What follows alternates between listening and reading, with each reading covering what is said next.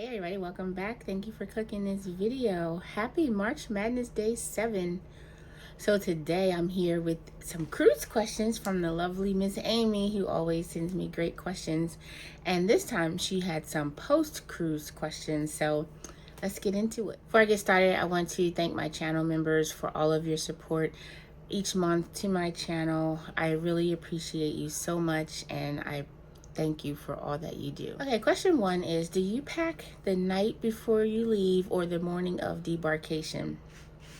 I always pack the night before, and most of the time I don't even put my bags out. I do, I do self-assist when I'm getting off of a ship, but I still like to pack the night before, so that way in the morning I can lay around and get as much chill time as possible. I like to stay in my cabin literally until they're like, you need to go, either leave or go up to Lido until it's time to get off the ship. But so I will make sure that everything is done the night before, and I'll just leave out, what I need the next day, so that way I have easy access to everything. Number 2, is your routine different when you have children with you? Yes. If you don't know, I just recently, back in November for Thanksgiving, took my 2 grandchildren on a cruise, and the routine was definitely different for leaving, just because I had to make sure I had all of their stuff together. And I did, for that trip, put the bags out the night before, because there was no way I was going to try to self-assist with 2 kids, 3 bags, a stroller. No, we wasn't doing that. So that, in that sense, the routine was different, because I had to make sure that I had enough stuff for them for the daytime, but also making sure I packed up most of the stuff and put it outside the cabin before, the allotted time. But also wanted to make sure that I didn't have too much stuff the next day, because we still had to wait to get off the ship, and I wanted to have as much less stuff with me as possible. So my routine versus just with myself and then versus the kids, completely different. Number 3, do you have a last morning cruise routine? I think so. Like I said before, I like to stay in the cabin until the very last minute. I think getting off the ship is just as chaotic as getting on. So I try to let all those early bird crowds get out the way. So I like to just relax in the cabin, make sure I have everything packed up. And then typically when you have to get out, I think it's usually by 8:30, then I'll go up and either get some breakfast, or if I'm just going to get straight off the ship, I'll just get straight off the ship. But I do like to relax on the last morning, just because, to give me time to reflect on everything. But I think it's more just less traffic in the hallways. Number 4, do you like to be in the first group to get off the ship or the last? I really would rather just be one of the last to get off, just because it's not as hectic. But with typically when I'm cruising with Carnival, I have platinum status, so I can pretty much walk off the ship anytime I want to without having to have a zone number or anything like that. But I'd rather just be one of the last ones off. Number 5, do you take an Uber to the airport or ship transfer? I have done both. Usually I'll just grab a Uber or a shuttle. Actually, I prefer just a shuttle sometimes, because they're already out there. The only problem with that is they try to wait till they're full. So once I get off the ship, I'll kind of see, because the people come up to you, oh, we're going to Miami airport, or we're going to Fort Lauderdale, and how many people, so you're like, oh, we got 2 people, I'm like, okay, we got room for 2 more. So usually I just jump on that, because it's like $10-15 a person. If I want to just have a quiet ride, I'll do the Uber. I have done ship transfer sometimes. That one's a little bit more expensive, so only time I really want to do that one is if I'm like, okay, I just want to know where I'm going, go to the buses and get there. But if I'm feeling adventurous, then I'll just flag down one of the shuttles, because they usually are out there already, so you don't have to worry about using your Uber app and figuring out all this. You got to figure out the tip and all that. Just jump on this shuttle, hand them cash, and keep it moving. Number 6, what is the earliest time you'll book a flight to go home? I will usually book a flight 12 or after. The earliest I've booked a flight was like 11 something. And I remember I think it was Carnival. I went to guest services and got, this was before I turned platinum. They gave me a paper that said I had an early flight. So that gave me a front of the line type of thing. So that way when I was getting off the ship, I could say, oh no, they said I can get off early.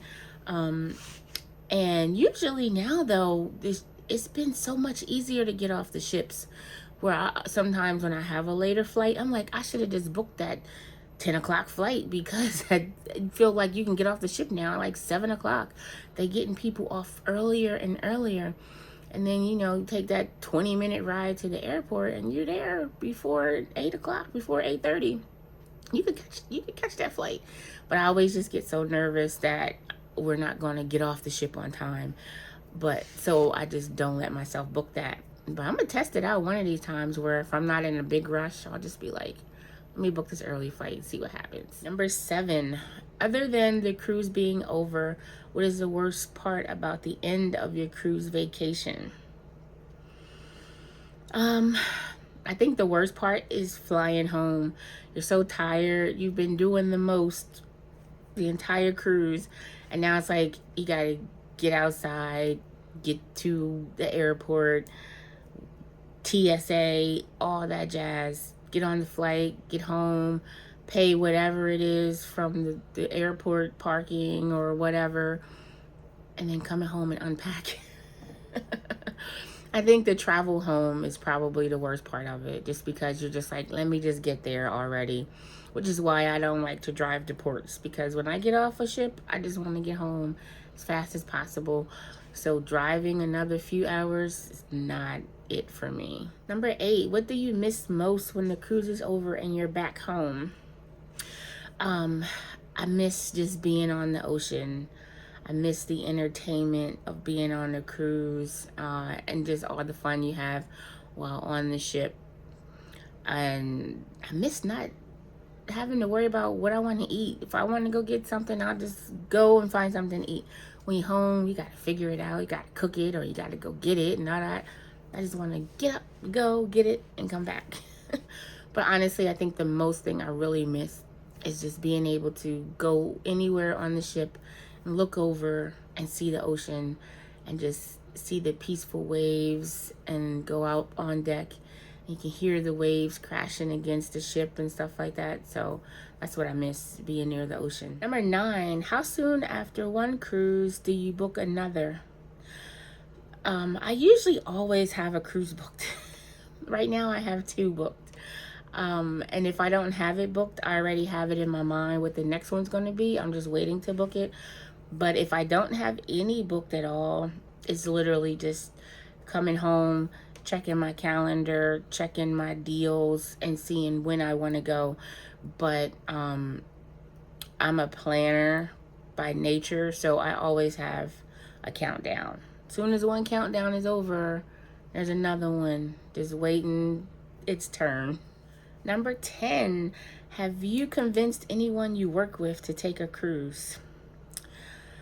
I have inspired people to want to take a cruise because of YouTube. A lot of people that I work with have seen my vlogs or know that I have a channel. So there have been some people who's like, and I'm like, and I have talked to people that have booked the first cruise and they know what I do. So then they want to come and ask me questions. But I don't know if I actually convinced anyone who's never taken a cruise to go on a cruise that I work with. I don't think so. But they have been people that know or have seen my channel just because of, going to search a cruise and my name popped up. So I've inspired them to want to watch cruise vlogs, which I think in turn will make them want to go on a cruise. So I'll say almost. All right, there you have it. My post cruise Q&A. Thank you so much to Amy for always coming up with some creative questions for me. I love doing these Q&As. Let me know in the comments, answer some of the questions I answered, and then make sure you give this video a thumbs up. If you are not subscribed, hit that subscribe button on your way out. Make sure you come back tomorrow for more of March Madness. Bye.